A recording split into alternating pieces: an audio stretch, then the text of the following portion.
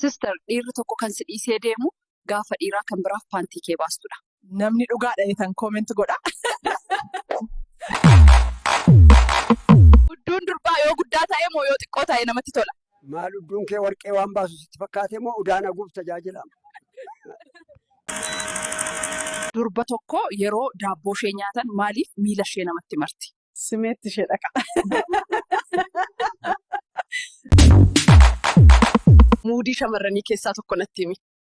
Waan ulfaataa baadheen durbummaan koo dhabe jedhu. Kan ni amantu?